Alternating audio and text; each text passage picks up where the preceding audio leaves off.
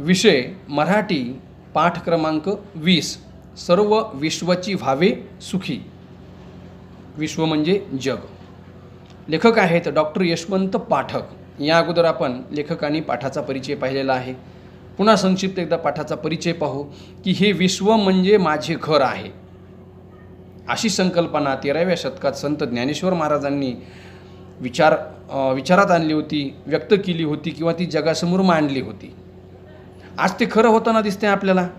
तंत्रज्ञान, विज्ञान यांनी प्रगती केलेली आहे. दळणवळणाची साधनं आली किंवा आधुनिक संपर्काची साधनं आली, जसं आपण मोबाईल किंवा संगणकाचा विचार करू आणि त्या माध्यमातून हे जग म्हणजे एक खेडं झालं. खेडं कशामुळं तर परत सांगतो की जसं खेड्यातला एक व्यक्ती दुसऱ्या व्यक्तीला ओळखतो, तसं पूर्वी जगातल्या व्यक्तींची एकमेकांशी ओळख नव्हती किंवा संपर्क साधता येत नव्हता. इथून समजा आता फ्रान्समधल्या व्यक्तीला फोन लावायचं म्हटल्यानंतर किंवा बोलायचं म्हटल्यानंतर हे सहज शक्य नव्हतं किंवा फोनच्या अगोदर समजा. मग काय होतं की जायचं, प्रवास करत जायचं, निरोप द्यायचा किंवा टपाली पत्र पाठवायचं. मग फोन आल्यामुळं काय झालं, सोपं झालं. आता संगणकाच्या माध्यमातून आपण ईमेल करू शकतो, समोर बसून एकमेकांना पाहून बोलू शकतो. अगदी जवळ आहोत आपण एकमेकांच्या, अशा पद्धतीने. आणि मग ही वैश्विक खेड्याची संकल्पना प्रत्यक्षात आली. माणूस एकमेकांना भेटत गेला, भेटत आहे. आता जसा माणूस एकमेकांना भेटतो तसं माणसांची मनाने माणसं जवळ यायला पाहिजेत. आणि माणसं जर मनाने जवळ आली तर संपूर्ण मानवता सुखी होईल. आणि हाच विचार लेखकाने, कोणता, विश्वकल्याणाचा हाच विचार लेखकाने या पाठाच्या माध्यमातून आपल्यासमोर ठेवलेला आहे. या अगोदर आपण संत ज्ञानेश्वर महाराज, संत नामदेव महाराज, संत एकनाथ महाराज आणि संत तुकाराम महाराज यांनी विश्वासाठी मागितलेलं काय आहे याचा आपण अर्थ पाहिला. आज आपण पाहणार आहोत. आता पुढील संत आहेत संत रामदास. यांनी विश्वकल्याणासाठी प्रार्थना केली आहे की कल्याण करी देवराया, जनहेत विवरी, तळमळ तळमळ होतची आहे, हे जन हाती धरी. म्हणजे काय तर संत रामदास यांना जनहिताची तळमळ वाटते, म्हणून ते परमेश्वराजवळ सर्वांचे कल्याण कर असे मागणे मागतात. कोणाचं? सर्वांचं कल्याण करायचं आहे. संतांच्या मनामध्ये जनकल्याणाची तळमळ असते. तीच तळमळ संत रामदासांच्या मनामध्ये आपल्याला दिसून येते. आता मग पुढचे संत आहेत संत गाडगे महाराज. संत गाडगे महाराज. तर मग या संत गाडगे महाराजांचा आपण जर विचार केला, नाव असं बघितल्यानंतर आपल्याला असं वाटतं संत गाडगे महाराज आधुनिक संत. काय आहेत? आधुनिक संत आहेत. त्यांच्याकडं मग काय असायचं की खापराचीच वाटी असायची, पाणी पिण्यासाठी गाडगं असायचं, सोबत त्या वस्तू असायच्या, म्हणून त्यांचं नावच त्यांनी स्वतः मग गाडगे महाराज. त्यांचं खरं नाव डेबूजी झिंगराजी जानोरकर. काय आहे? डेबूजी झिंगराजी जानोरकर आहे. संत गाडगे महाराजांनी काय सांगितलं? समाज प्रबोधन करत असताना त्यांनी प्रत्यक्ष कृतीवर भर दिला. प्रत्यक्ष काम केलं पाहिजे, प्रत्यक्ष कृतीवर भर दिला त्यांनी. अगदी अलीकडच्या काळातले साधे विचार सांगितले, परंतु ते साधे विचार आजसुद्धा खूप खूप असे उपयुक्त आणि अनमोल आहेत. काय विचार आहे त्यांचा? आता अगोदर जे संत होऊन गेले या संतांमध्ये अध्यात्म हे मूळ होतं, मुख्य गाभा होता. आणि अध्यात्माच्या बाजूला समाज प्रबोधन आणि जनकल्याण, समाज कल्याण होतं. आता या ठिकाणी अध्यात्माचा गाभा हा थोडासा त्यांच्या मनानं आपल्याला असं वाटतं आणि मग थोडा बाजूला आहे. आणि अगोदर जनकल्याण, पण कोणत्या काळाच्या दृष्टीनं? आजच्या आधुनिक काळाच्या दृष्टीनं त्यांनी विचार सांगितले. काय विचार सांगितले त्यांनी? वेळ वाया घालवणे, व्यर्थ गप्पा मारत बसणे, अगदी साध्या गोष्टी हे गाडगे महाराजांना मान्य नव्हते. आणि याच्याही पलीकडं आपण पाहू की आधुनिक स्वच्छतेचा दूत म्हणून आपण संत गाडगे महाराजांना ओळखतो.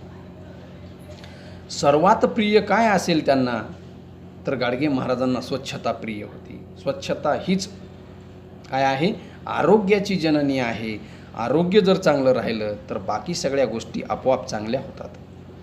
म्हणून आपण पाहिलं, हातामध्ये खराटा घेतला आणि गावोच्या गावं त्यांनी झाडली. गावोच्या गावं त्यांनी साफ केले. आपल्याबरोबर एकटे निघाले ते सुरुवातीला ते, पण हळूहळू लोक जुटत गेले, जोडत गेले आणि महापूर त्यांच्या पाठीमागं. असे आधुनिक संत. त्याचबरोबर आजच्या काळातला विचार याची गरज आहे की सर्वांनी शिक्षित व्हायला पाहिजे, शिक्षणामध्ये वेळ घालवायला पाहिजे आणि शिक्षण घेतलं पाहिजे, असा त्यांचा कटाक्ष होता. शिक्षणाचे महत्त्व सांगत असताना गाडगे महाराज काय म्हणतात?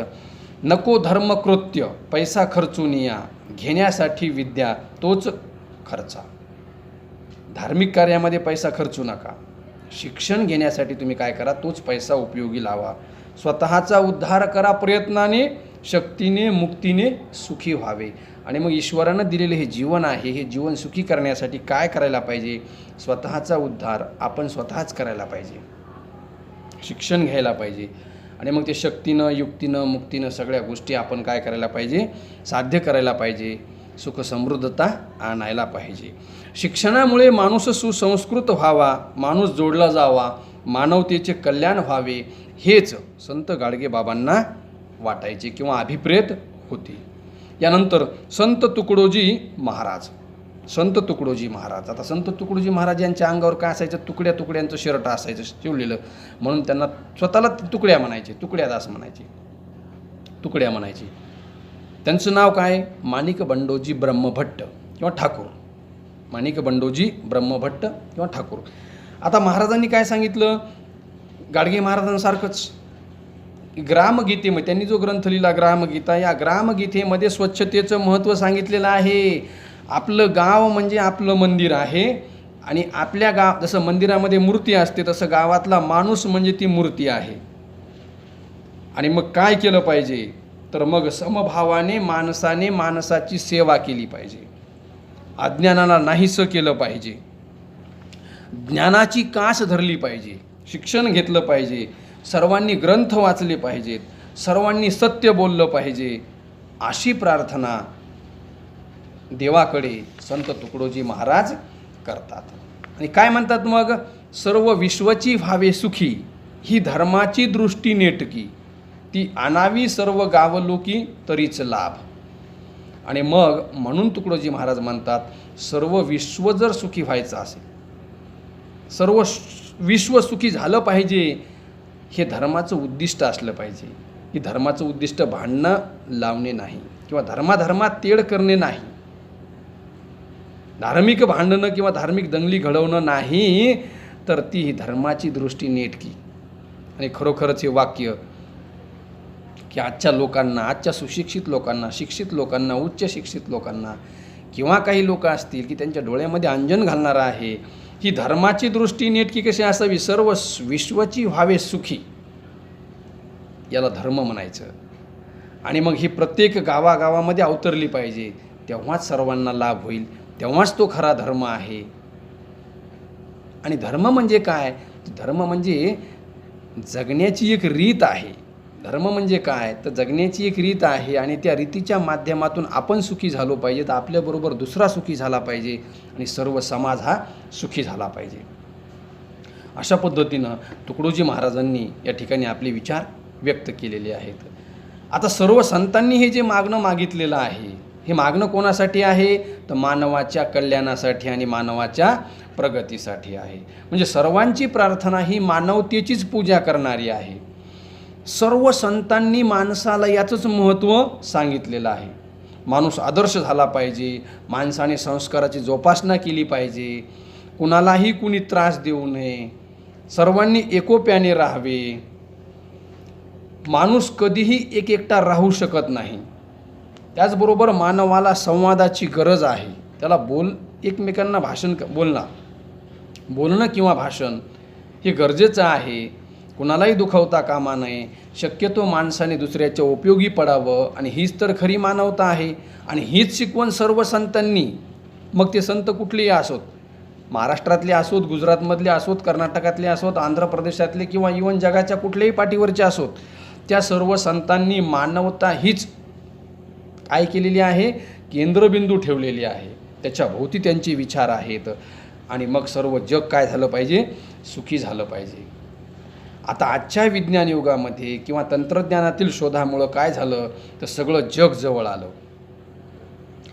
सगळं जग जवळ आलं आणि हीच गोष्ट संत ज्ञानेश्वर महाराजांनी अगोदरही 2-3दा तुम्हाला सांगितलं की 13व्या शतकामध्ये ही विश्वची माझे घरं अशी संकल्पना मांडली होती आणि त्या संकल्पनेचं आज आपल्याला वास्तव रूप दिसत आहेत. आज आपण जगात कुठेही जाऊ शकतो. पण आता संत ज्ञानेश्वरांनी जो विचार मांडलेला होता ही विश्वची माझे घरं, फक्त इथून माणूस तिथपर्यंत गेला नाही इतकंच नाही, तर त्याबरोबर या माणसाच्या मनातील जिव्हाळा त्या माणसाविषयी असला पाहिजे. पण आज आपण पाहतो की जिव्हाळाच हरवलेला आहे.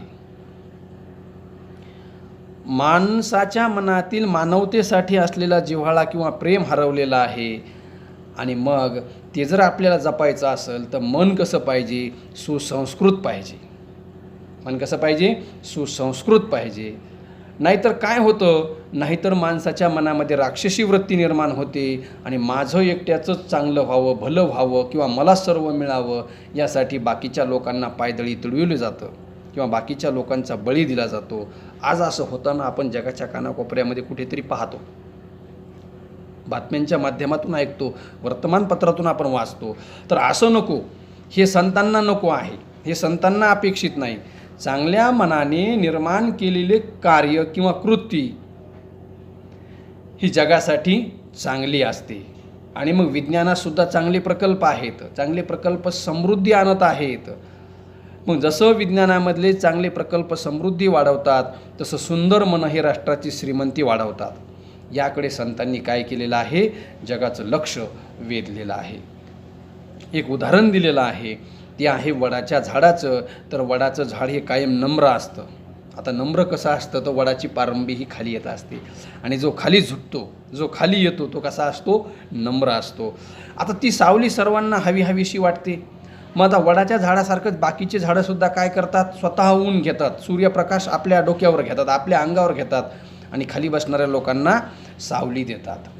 त्याचबरोबर नद्यासुद्धा, पर्वताच्या कुशीत जन्मलेल्या नद्या मनमोकळेपणाने वाहतात. स्वतःचं पाणी पशु पक्षी प्राणी झाड वेली जीव जंतू माणूस इतकंच नाही तर शेतीसाठी सुद्धा ते वापरलं जातं. आणि हे सगळं एका ठिकाणी राहून पर्वतसुद्धा काय करतो, स्थिर राहून आनंदाने पाहत असतो. मग आपण सुद्धा कोणत्याही कामात मन आनंदी ठेवून जर काम केले तर त्याच्यासारखा आनंद दुसरा नाही. आणि जगण्यातला आनंद हा याच्यामध्ये आहे. आणि हेच जगण्याचे खरे सूत्र आहे. स्वतः चांगले जगावे, स्वार्थापलीकडे जाऊन विचार करावा. आणि असं जर झालं तर सुंदर समाज निर्माण होईल किंवा सुंदर समाज निर्माण व्हायला जास्त वेळ लागणार नाही. आणि असा सुंदर समाज निर्माण झाला की सर्वजण सुखी होतील, सर्वजण सुखी होतील.